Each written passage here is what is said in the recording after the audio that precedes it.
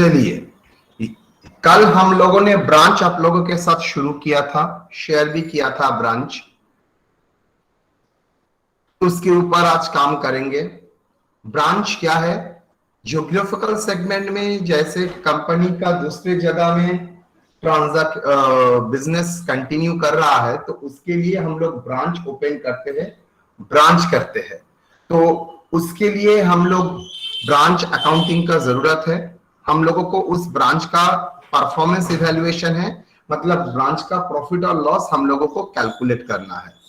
उसमें पहला एक तरीका होता है traditional approach, very shortcut approach, जहां पर वेरी डिटेल्ड इनकम एक्सपेंसेस हम लोग रिकॉर्ड नहीं करते हैं। हम लोग क्या रिकॉर्ड करते हैं? जस्ट वे में मुझे कैलकुलेट करना है profit based on the asset liability approach. Asset liability approach मतलब मैं ब्रांच को मान के चलूंगा मेरा पर्सनल अकाउंट, उसका opening stock, opening balance, closing balance, introduction and withdrawn से हम लोग प्रॉफिट कैलकुलेट करेंगे, not using the asset liability income expenditure concept. कितना इनकम हुआ है, वहां से कितना एक्सपेंसेस हुआ है, कितना लॉस हुआ है, वो नहीं देखेंगे। रादर उस अकाउंट में मेरा ओपनिंग बैलेंस कितना था, क्लोजिंग बैलेंस कितना था, that is opening net asset कितना था, क्लोजिंग नेट एसेट कितना था, उसके साथ further introduction and drawings adjust करने के बाद जो प्रॉफिट आएगा उसको भी हम प्रॉफिट बोलेंगे। लेकिन ये प्रॉफिट बहुत डिटेल नहीं होगा, ये प्रॉफिट वेरी शॉर्टकट इन अ नेट प्रॉफिट सिर्फ आपको दिखाएगा, ग्रॉस प्रॉफिट नहीं दिखाएगा। ये टेक्निक हम लोगों ने पहली बार कब किए थे? क्लास 11-12 में, सिंगल एंट्री में दो बैलेंस शीट करके जो प्रॉफिट एंड लॉस कैलकुलेट करते हैं, वहां हम लोगों ने फर्स्ट इसका ऊपर काम किए थे। सेम तरीके से मैंने आपको दिखाया है, यहां पर भी हम लोग काम करेंगे। तो चलिए फर्स्ट क्वेश्चन में आते हैं। Problem number 1, Begampur handloom cooperative has a branch in Cuttack. Goods are invoiced to Cuttack at cost. The following particulars are related to the Cuttack branch for the accounting period ended 31st December 2021. Prepare branch account in the books of head office. Now in the sense किस branch को dependent and independent से, dependent and independent doesn't depend कि कहां से माल आता है, कौन बेचता है। नो, अकाउंटिंग वाइज डिपेंडेंट और इंडिपेंडेंट का मतलब है books of accounts and financial statement उस ब्रांच का कौन बनाता है? ब्रांच खुद बनाता है ना हेड ऑफिस बनाता है? अगर आपका सवाल का आंसर है सर ब्रांच खुद बनाता है, मतलब इंडिपेंडेंट ब्रांच। लेकिन आपका सवाल का आंसर नहीं सर, अगर ब्रांच नहीं बनाता है, हेड ऑफिस बनाता है, तो पूरा ही ये हो जाएगा आपका dependent branch, dependent upon head office, dependent in relation to books of accounts, financial statement. तो उसी लॉजिक में हम लोग डिपेंडेंट ब्रांच करेंगे, जहां पर फर्स्ट मेथड सिंथेटिक मेथड में काम करेंगे। सिंथेटिक मेथड में मैं क्या मान के चलता हूं? मैं मान के चलता हूं मेरा जो ब्रांच है वो मेरा इन्वेस्टमेंट है। It is not my business, it is my investment. तो इन्वेस्टमेंट में opening balance, closing balance, introduction and drawing के एडजस्ट करने से मुझे प्रॉफिट का फिगर कैलकुलेट करना होगा। चलिए, first stock as on 1 January 2020 ना 20 रखने दो, नहीं तो सब जगह चेंज करना पड़ेगा, इतना time. Stock on 1 January 2020-2024, debtors 2020 18,000. So we can at a very inception we can say that the stock and branch debtors, first stock is a branch stock and second one is a branch debtor, that is the opening balance. So sir 100% ये first year नहीं है, ये subsequent year है। Okay,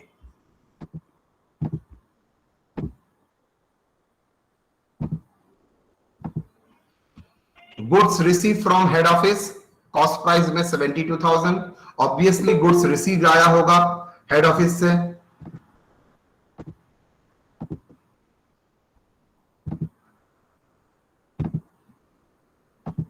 branch sales, दो प्रकार का sales हुआ है, cash and credit.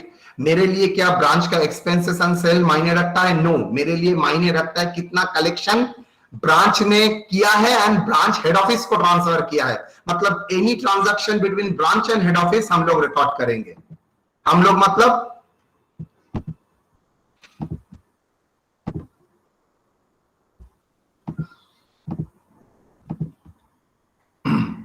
Cash receive from goods return by the debtors, कुछ गुड्स डेटर्स ने रिटर्न कर दिया ब्रांच को, cash receive from the debtors बोल दिया है।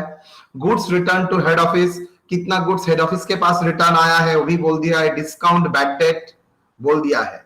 कैश सेंड टू ब्रांच, मतलब हेड ऑफिस ब्रांच को कैश सेंड करता है for wages, freight, salary and other expenses. Stock बोल दिया है एट कॉस्ट में, एंड ब्रांच डेटर्स का फिगर क्वेश्चन मार्क में रखा है, तो ये आपको कैलकुलेट करके दिखाना पड़ेगा।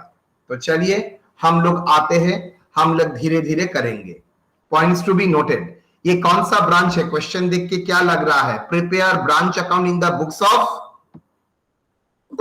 Head office. इसका मतलब क्या है? पूरा अकाउंटिंग हेड ऑफिस के अंडर में होगा, that's why in the books of head office. तो books of head office branch account prepare करेगा, मतलब अकाउंटिंग किसके ऊपर हाथ है? हेड ऑफिस के हाथ में है। अगर अकाउंटिंग हेड ऑफिस के हाथ में है तो ये क्या होगा? It is a dependent branch as the books of branch, as books of branch is maintained in the books of head office. Head office अगर ब्रांच का बुक्स मेंटेन करता है तो डिपेंडेंट ब्रांच हुआ। Branch is treated like a investment centre as branch account is prepare. Since हम लोग branch account prepare कर रहे हैं,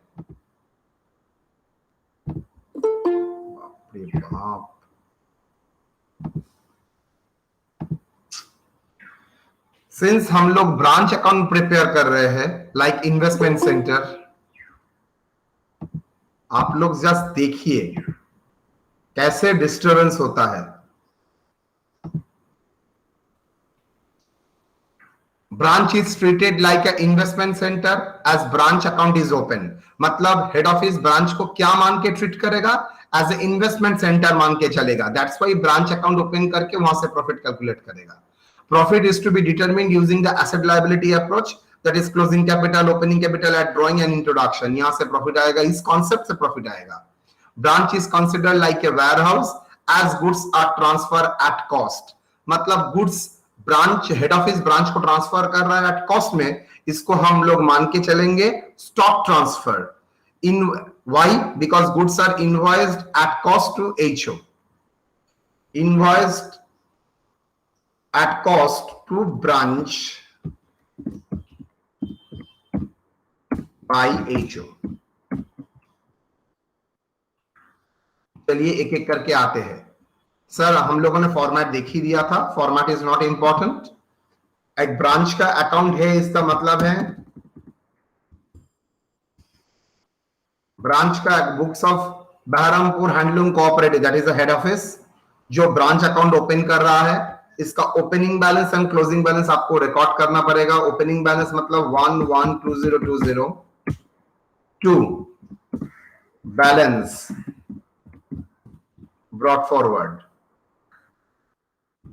कितना balance brought forward? How much? 24,000 and 18,000। तो क्या क्या बैलेंस ब्रांच के ओपनिंग बैलेंस क्या आएगा? सर दो बैलेंस है तो वही बैलेंस होगा, दैट इज ब्रांच का स्टॉक, दूसरा ब्रांच का डेटर्स। ब्रांच का स्टॉक कितना? 24 एंड डेटर्स 18, 24,000, 18,000।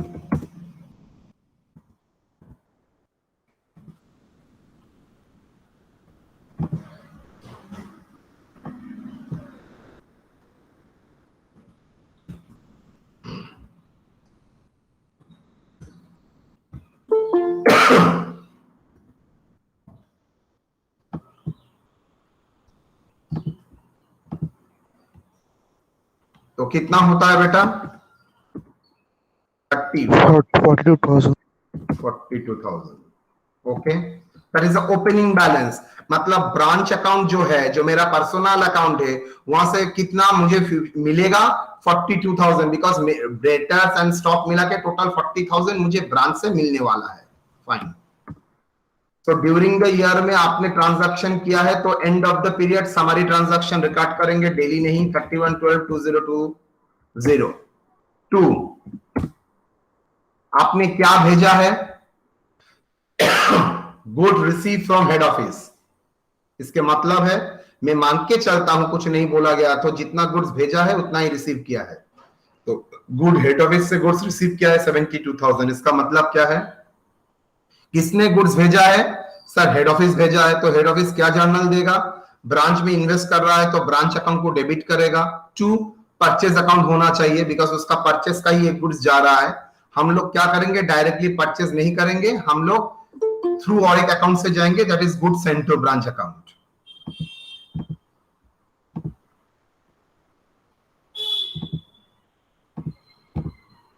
तो to goods send to branch, बार बार नहीं तो रिटर्न इधर उधर के लिए बार बार परचेस को एडजस्ट करना पड़ेगा। दैट्स व्हाई मैं गुड सेंड टू ब्रांच में जाऊंगा, वो अकाउंट एक ओपन करूंगा, पूरा ट्रांजैक्शन उससे रिकॉर्ड करूंगा, मतलब it is a replica of purchase account. Net जो फिगर रहेगा उसको परचेज अकाउंट में ट्रांसफर कर दूंगा। So good send to branch account, that is 72,000। That is like a introduction. Goods received हो गया। ब्रांच सेल्स, क्या हम लोग रिकॉर्ड करते हैं ब्रांच सेल्स? नहीं, लेकिन ब्रांच से जो कलेक्शन होगा वो रिकॉर्ड करेंगे। कलेक्शन दो जगह से आता है, एक कैश सेल से आता है और दूसरा डेटर्स जो क्रेडिट सेल किया है वहां से जो कलेक्शन है वो रिकॉर्ड होता है। तो यहां पर ऐसा कुछ है, यस कैश सेल्स बोल दिया है 20,000 and cash receive from debtors बोल दिया है 72,000। तो बाई कौन सा डेट में होगा? सर 31/12/2020, मतलब उस डेट में रिकॉर्ड कर रहा हूं। ट्रांजैक्शन तो पहले बहुत पहले ही हो गया होगा। Cash account, that is cash sales. Sir आप तो बोलेंगे सेल्स रिकॉर्ड नहीं होगा, यहां पर रिकॉर्ड कर रहा हूं नॉट बिकॉज ऑफ सेल्स, यहां पर रिकॉर्ड कर रहा हूं बिकॉज यहां से कलेक्शन हो रहा है, that is cash sales realised, वही बेटर रहेगा, कैश सेल्स रियलाइज्ड। दूसरा कलेक्शन फ्रॉम डेटर्स, कितना? Cash sales 20,000, collection from debtors 72,000।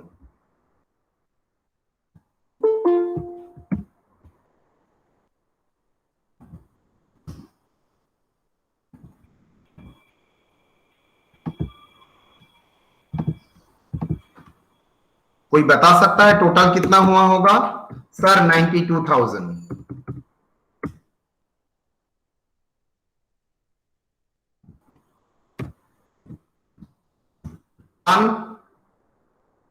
तो ये एज्यूम करते हैं जो कैश सेल से रियलाइज हुआ है और कलेक्शन फ्रॉम डेटर्स हुआ है 20,000 एंड 72,000, ये दोनों ही ब्रांच ने किसको भेज दिया है? Head office. तो हेड ऑफिस के पास ये क्या है? ड्रॉइंग्स हो गया, मतलब पैसा रिटर्न आ रहा है, तो जर्नल क्या देगा? Cash account debit to branch account, because branch से पैसा आ रहा है। कौन कौन हेड से पैसा आ रहा है? कलेक्शन फ्रॉम डेटर्स से पैसा आ रहा है और कैश सेल्स रियलाइजेशन से पैसा आ रहा है।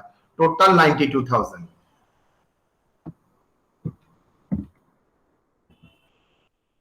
बाई क्या होगा? कुछ बाई, देखिए goods return bye debtors. Sir मैंने क्या क्रेडिट सेल का रिकॉर्ड किया है? ये पूरा जगह में क्रेडिट सेल रिकॉर्ड किया है? नो। तो क्या यहाँ ट्रांजैक्शन का रिकॉर्डिंग हो सकता है? सर कैसे होगा? आपने लास्ट क्लास में बोला अगर डायरेक्टली और indirectly branch and head office के भीतर ट्रांजैक्शन है तब रिकॉर्ड होगा। ये तो सर ब्रांच के साथ हेड ऑफिस का कोई ट्रांजैक्शन नहीं है, ये डेटर्स के साथ ब्रांच का ट्रांजैक्शन है, तो हम लोग रिकॉर्ड नहीं करेंगे। सर ये जो कैश रिसीव फ्रॉम डेटर्स है उसको क्यों रिकॉर्ड किया? इसका एक कारण है, बिकॉज ये कैश रिसीव फ्रॉम डेटर्स इसलिए रिकॉर्ड नहीं किया, ये जो कैश मिला है ब्रांच को तो अल्टीमेटली वो कैश हेड ऑफिस के पास भेजना पड़ेगा, उसके लिए मैंने रिकॉर्ड किया। मैंने कैश सेल्स रिकॉर्ड नहीं किया। वो जो कैश सेल से कलेक्शन हुआ है वो कलेक्शन तो ब्रांच अपने पास नहीं रख सकेगा, ब्रांच को तो रिटर्न करना पड़ेगा, वो कैश तो ब्रांच हैंडल नहीं करता है।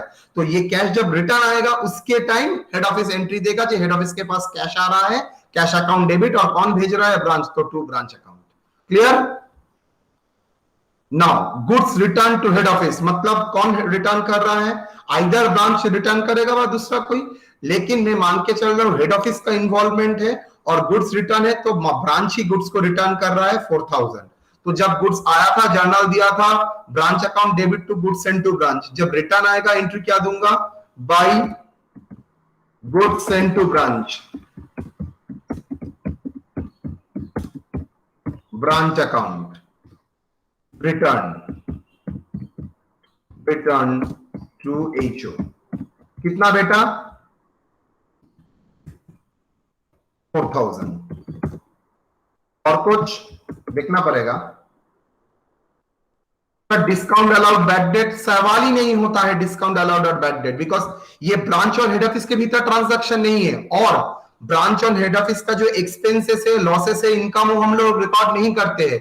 हम लोग एसेट लायबिलिटी अप्रोच से, मतलब कितना इंट्रोडक्शन हुआ, कितना ड्रॉइंग्स हुआ, कितना ओपनिंग बैलेंस, कितना क्लोजिंग बैलेंस, इसका बेसिस में हम लोग प्रॉफिट कैलकुलेट करते हैं। यहां पर इनकम एक्सपेंसेस किसी का रिकॉर्ड नहीं होता है। That's why discount allowed to customer, bad debt expenses है, रिकॉर्डिंग ही नहीं होगा। Now cash send to branch, sir ये तो एक्सपेंसेस है, ये एक्सपेंसेस है इसलिए रिकॉर्ड नहीं होगा। ये जो कैश सेंड कर रहा है हेड ऑफिस ब्रांच को, इसलिए रिकॉर्ड होगा। ओके, मतलब एक्सपेंसेस बोल के रिकॉर्ड नहीं होगा, नो। ये जो कैश रीइंबर्स कर रहा है ब्रांच, जो कैश इन्वेस्ट कर रहा है, उसका रिकॉर्डिंग होगा। ओके, चलिए 2 cash account,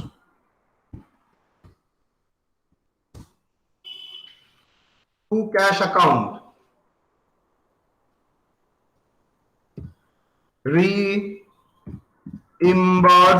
reimbursement of branch expenses.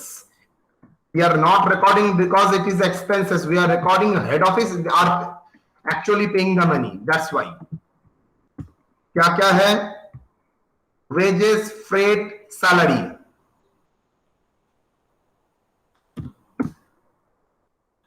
wages, freight, salary and expenses। wages, paid, salary, expenses कितना बेटा, is it 2000, 2500 and 4000?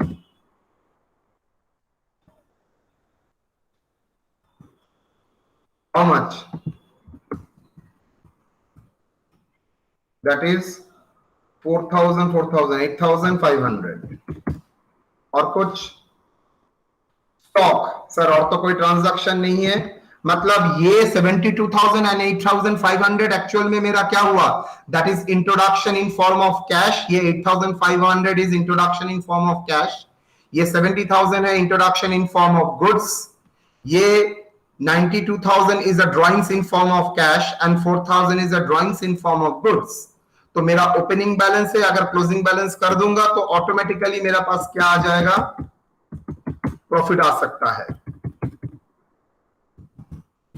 By balance, मतलब ब्रांच का क्लोजिंग बैलेंस सीएफ क्या आएगा, branch stock, branch stock, branch debtors,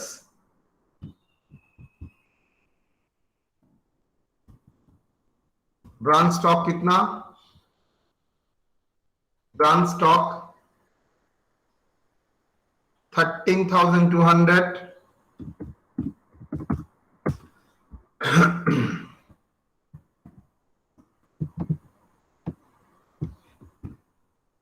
और branch debtors का figure तो question mark है, मुझे कैलकुलेट करना पड़ेगा।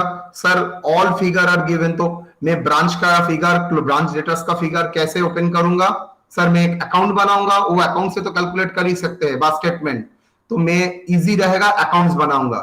लेकिन सर यहां पर तो आप बोले हैं कोई डिटेल ट्रांजैक्शन रिकॉर्ड नहीं होता है, तो अकाउंट कैसे बनाएंगे। अरे भाई मन में वर्किंग्स में तो बना ही सकते हैं, एक्चुअल वो अकाउंट्स एग्जिस्ट नहीं करता है, लेकिन मैं अकाउंट का फॉर्मेट तो यूज कर सकता हूं, हाँ वो यूज कर सकते हैं। जैसे ही मैं बोल रहा हूं अकाउंट्स का फॉर्मेट तो यूज कर सकता हूं, एक्चुअल में नहीं है, तो इसलिए इसका नाम है मेमोरेंडम। मेमोरेंडम मतलब इन रियल में नहीं, कुछ इंफॉर्मेशन कलेक्ट करने के लिए मैं इसका हेल्प लेता हूं।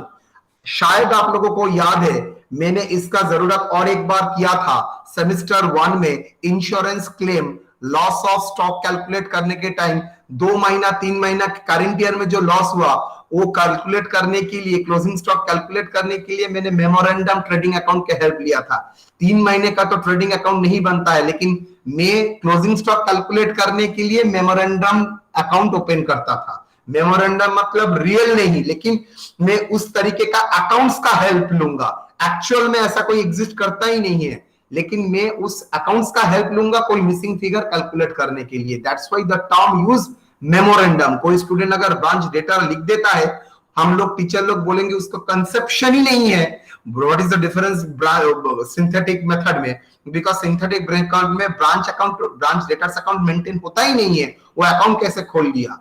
लेकिन वो अगर मेमोरेंडम और लिखता है, इसका मतलब उसके पास ये सेंस है ब्रांच डेटर्स एक्चुअल में ओपन नहीं हो रहा है, मुझे इंफॉर्मेशन कलेक्ट करने के लिए ब्रांच डेटर्स का एक रेप्लिका अकाउंट में ओपन कर रहा हूं, जहां से मेरा क्लोजिंग फिगर आ जाएगा। कोई स्टूडेंट बोल ही सकता है मैं सर अकाउंट्स ओपन नहीं करना चाहता हूं, देन स्टेटमेंट में कीजिए। अकाउंट्स ओपन करना इजी रहता है हम लोगों को, इसलिए हम लोग अकाउंट्स ओपन करते हैं और कोई रीजन नहीं है। चलो 2,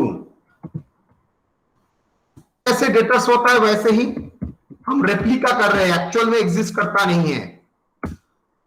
बैलेंस ब्रॉट फॉरवर्ड, कितना ओपनिंग डेटर्स का बैलेंस था? आई थिंक 18 डेटर्स का ओपनिंग बैलेंस था 18, एम आई करेक्ट? हाँ ये 18। 2 sales obviously credit sales, 2 credit sales. Accounts में ऐसा कोई लैंग्वेज लिखते हैं हम लोग 2 क्रेडिट सेल्स? यहां पर लिख रहे हैं बिकॉज यहां पर मैं रेप्लिका यूज कर रहा हूं, प्योर अकाउंटिंग नहीं कर रहा हूं। क्रेडिट सेल्स, कितना क्रेडिट सेल हुआ था? 80,000।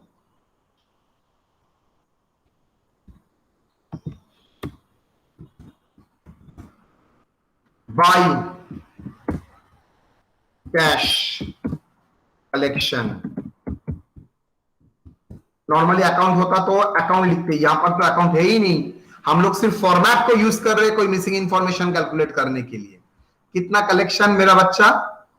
Cash receive from debtors, that is 72,000। 72,000 कहां गया? गुड्स रिटर्न, ब्रांच को हेड ऑफिस ने, सॉरी डेटर्स ने ब्रांच को गुड्स रिटर्न किया, कहां बोला है sir? Goods return bye debtors 4,000 मिला है आपको? Goods return bye debtors 4,000। तो चलिए बाय गुड्स रिटर्न कितना? 4,000। कलेक्शन हो गया, रिटर्न हो गया। डिस्काउंट बैड डेट वो भी आएगा, bye discount, by bad debt,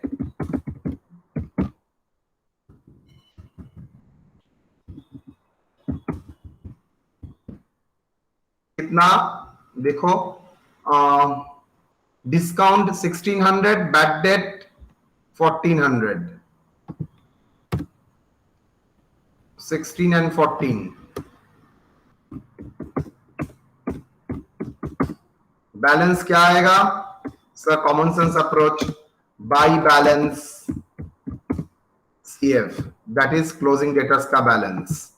कितना टोटल कीजिए? 98,000, 98,000 डिफरेंस लाइए, दैट इज मेरा क्लोजिंग डेटर्स का बैलेंस। कितना? 98,000 माइनस कितना? 19,000। 19। चलो आ जाओ, यहां पर भी लिख देते हैं 19,000। तो ध्यान से देखिए मेरा क्लोजिंग बैलेंस भी आ गया। सर क्लोजिंग में कोई लायबिलिटी नहीं है, नहीं है तो मैं क्या करूं?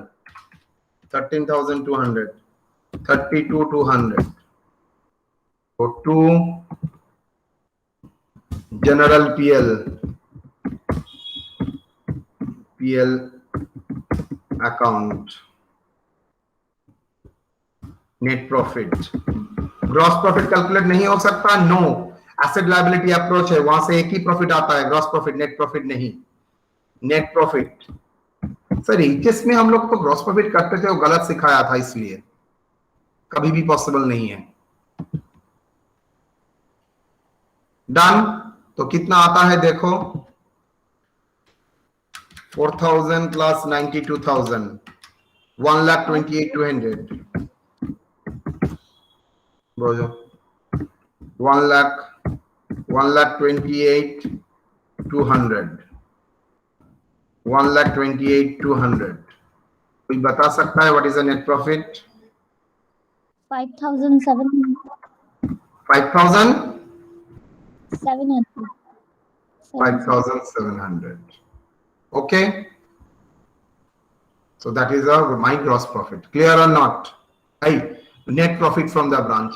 कैसे आया एसेट लायबिलिटी अप्रोच? ये मेरा ओपनिंग कैपिटल, ये मेरा क्लोजिंग कैपिटल, ये मेरा ड्रॉइंग्स, ये दोनों, और ये दोनों मेरा इंट्रोडक्शन। सो डिफरेंस करके एडजस्टमेंट करने के बाद मेरा नेट प्रॉफिट बैलेंसिंग फिगर आ गया। यस और no? Any doubt?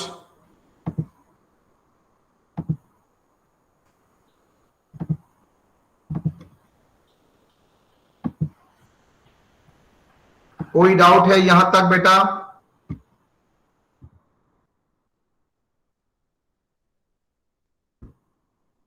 No sir. सबसे पूछ रहा हूं, श्रेयांश।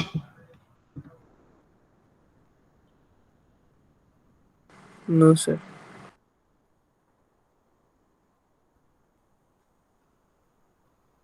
तो ट्रेडिशनली कैसे प्रॉफिट कैलकुलेट किया जाता है वो मैंने आप लोगों को दिखा दिया।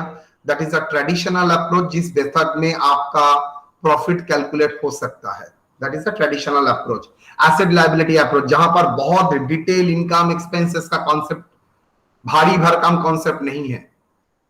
आप बोल ही सकते हैं सर आपने तो ये किया है, ये मैंने मेरा नॉलेज यूज करके मैंने debtors, replica of debtors account open किया। कोई अगर रेप्लिका ओपन नहीं करता है, उस स्टेटमेंट में करेगा टोटल क्रेडिट सेल कितना, ओपनिंग बैलेंस कितना, less collection, return, discount, bad debt, मेरा क्लोजिंग बैलेंस कितना होगा, वो फॉर्म में भी कर सकता है जो लोगों को अकाउंट बनाना नहीं आता है। मतलब जिस टाइम का बात हो रहा है उस टाइम अगर अकाउंट बनाना नहीं आता, वो लोग इस फॉर्म में भी कैलकुलेट कर सकता है। हम लोगों को अकाउंट्स बनाना आता है तो हम लोगों ने उसका हेल्प लिया इजी करने के लिए। अगर डेटा स्टेटमेंट करते तो बुरा लगता, इसलिए। डन। नाउ सेम ये प्रॉब्लम में मैंने गुड्स को कैसे, ब्रांच को कैसे ट्रीट किया है एज ए इन्वेस्टमेंट सेंटर। और branch is considered like a warehouse, मतलब जो गुड्स हम मैं भेजता हूं ब्रांच को, बतौर वेयर हाउस भेजता हूं। आई रिपीट, ब्रांच में मैंने जो इन्वेस्टमेंट किया है वो मैं मान के चलता हूं ब्रांच मेरा इन्वेस्टमेंट सेंटर, और ब्रांच में जो गुड्स भेजता हूं, assuming branch is a warehouse. Warehouse में कैसे गुड्स भेजते हैं? ऑलवेज एट कॉस्ट प्राइस में भेजते हैं। लेकिन इसका डिफरेंस ऑफ ओपिनियन हो सकता है। ब्रांच को हेड ऑफिस जो ब्रांच को गुड्स भेजेगा वो एट कॉस्ट प्राइस में नहीं, cost plus loading, that is at wholesale price हो सकता है, मतलब कुछ चढ़ा के बेचेगा, एज इफ डीलर की तरह ट्रीट करेगा। तो उस सिचुएशन में क्या होगा देखो, सिंथेटिक मेथड में goods Saint with loading, if branch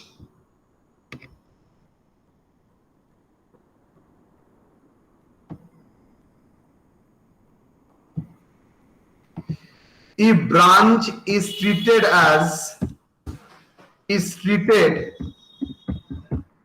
as investment center and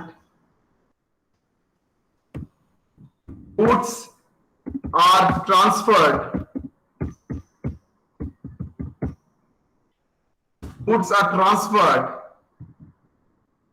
as dealer, HO can invoice the goods sent at cost plus markup और लोडिंग।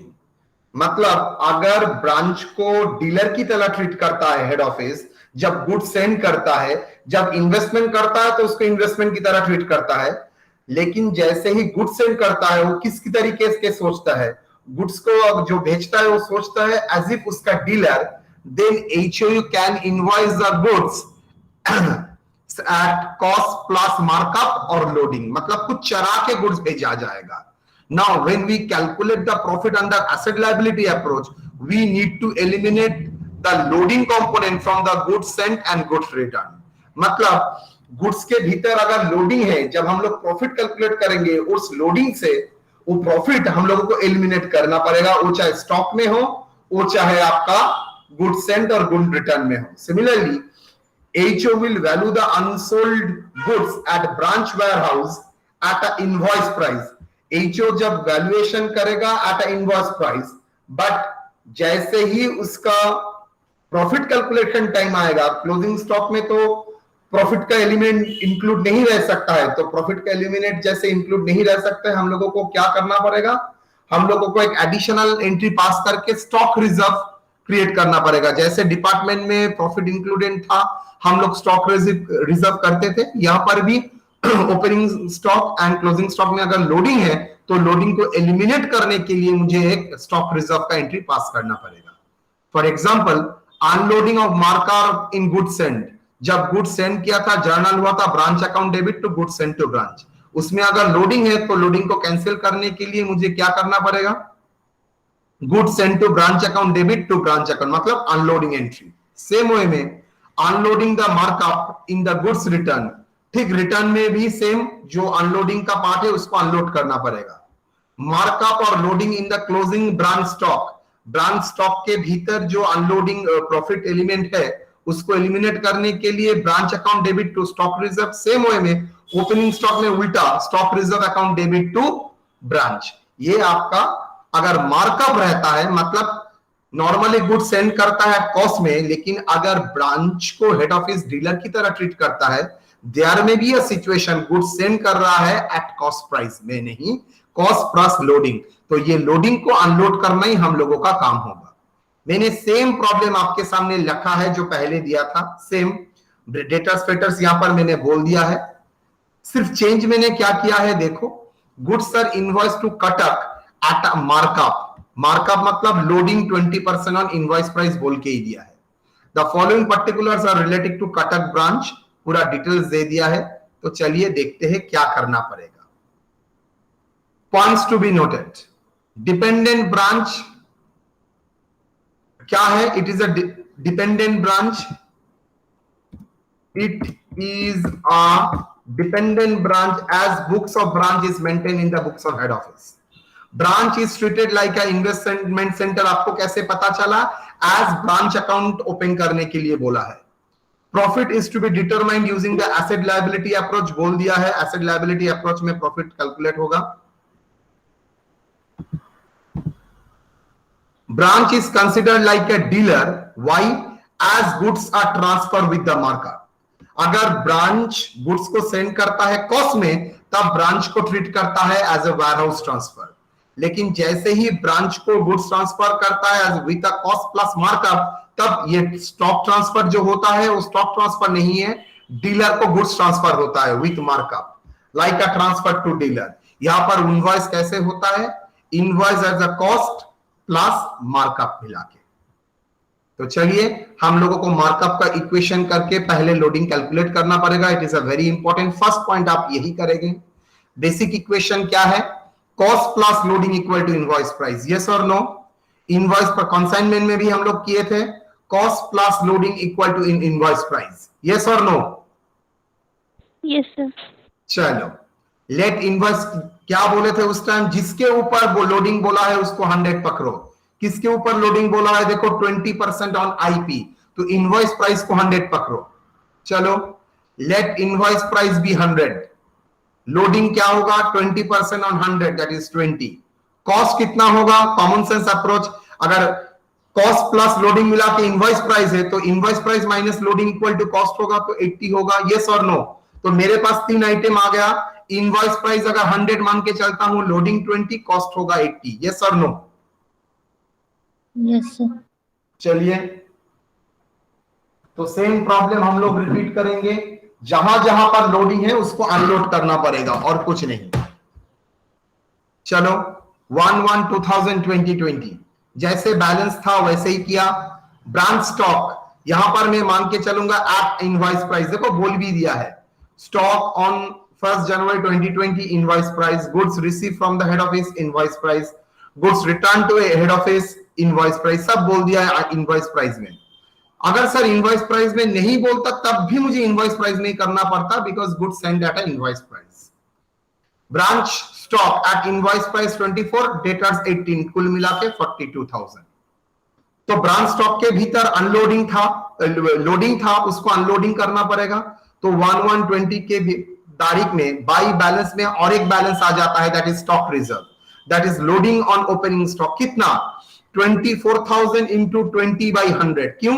बिकॉज 20% लोडिंग है, तो 24,000 इंटू 20%, तो 24,000 इंटू 20%, दैट इज 4,800।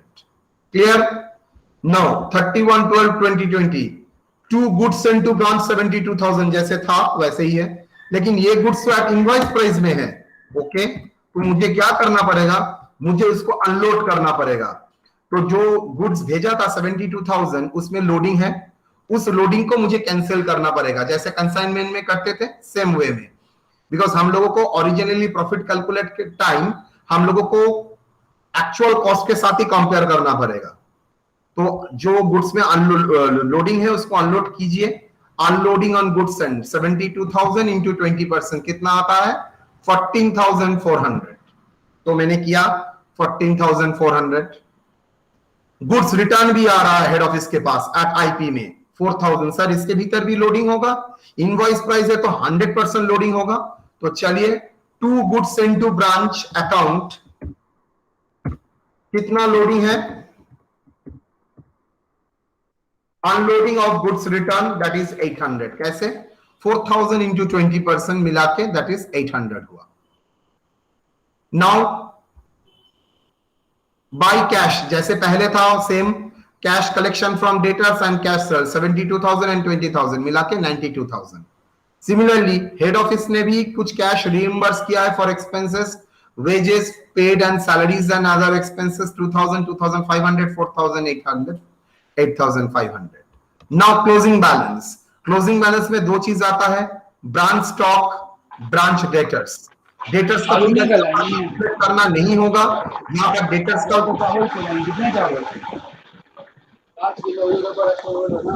ये कौन है?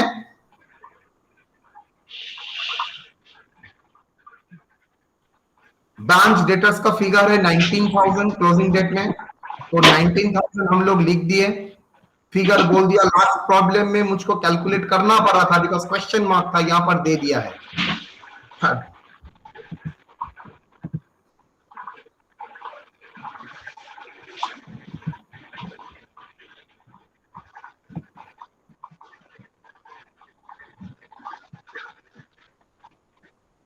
इरशाद अपना mic बंद रखिए।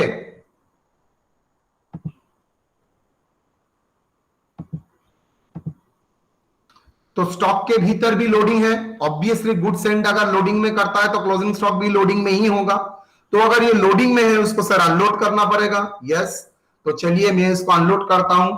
स्टॉक रिजर्व बोल के loading on closing stock that is 2,640।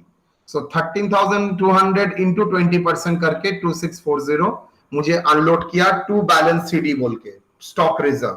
जैसे क्लोजिंग का ब्रांच स्टॉक ब्रांच डेटर है वैसे ही उसमें जो लोडिंग है वो टू बैलेंस सीडी बोल के स्टॉक रिजर्व लिख के 2,640 हम लोगों ने आइसोलेट किया। बस मेरा asset liability approach complete, that is a 42,000 minus 4,800, that is the opening balance. Similarly 32,200 minus 2,640, that is closing balance. यहां पर मेरा गुड्स इंट्रोडक्शन हुआ, यहां पर सॉरी ड्राइंग्स हुआ और ये पार्ट इंट्रोडक्शन हुआ। ऑब्वियसली नेट ऑफ लोडिंग करने के बाद मेरा प्रॉफिट आ गया। कितना profit? To general profit and loss account 21,460। ये मेरा प्रॉफिट कैलकुलेट हो गया। ऑब्वियसली ये नेट प्रॉफिट। तो मैंने आप लोगों को क्या दिखाया, मैंने आप लोगों को दिखाया सिंथेटिक मेथड में विथ लोडिंग विदाउट लोडिंग कैसे हम लोग प्रॉफिट कैलकुलेट कर सकेंगे। तो ये मैं अप्रोच पूरा ही एसेट लायबिलिटी अप्रोच में है। कोई एक्सपेंसेस यहां पर हम लोग रिकॉग्नाइज नहीं करते, कोई लॉस रिकॉग्नाइज नहीं करते, कोई इनकम रिकॉग्नाइज नहीं करते। तो ये सिस्टम के बेसिस में हम लोगों ने प्रॉफिट कैलकुलेट किया है। ये पॉइंट्स वेरी इंपॉर्टेंट, आप लोग किस तरीके से इसको ट्रीट कर रहे हो देखने के लिए। तो यहां तक कोई डाउट है तो बोलिए, यहां तक कोई doubt?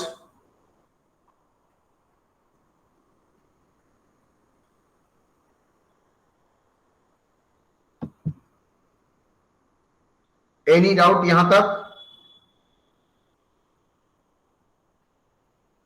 Any query? Hello? No sir. No, sir. No, sir.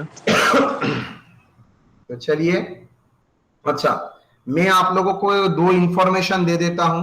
Next week Saturday, Monday and Tuesday, ये दोनों क्लास मेरा 9 बजे नहीं होगा, ये दोनों क्लास ही मेरा 8 बजे होगा। किसी कोर्स के लिए मुझे बाहर जाना रहेगा, मतलब क्लास अटेंड करना पड़ेगा, दैट्स वाई, मतलब मुझे पढ़ना पड़ेगा, इसलिए फर्स्ट क्लास में आप लोगों को लूंगा। 8 बजे मेरा क्लास रहेगा, Monday and Tuesday, coming 2 week, उसके बाहर नहीं, ठीक है। नेक्स्ट मंडे एंड ट्यूसडे मेरा मॉर्निंग में 8 बजे क्लास रहेगा। एग्री? Okay sir. ओके।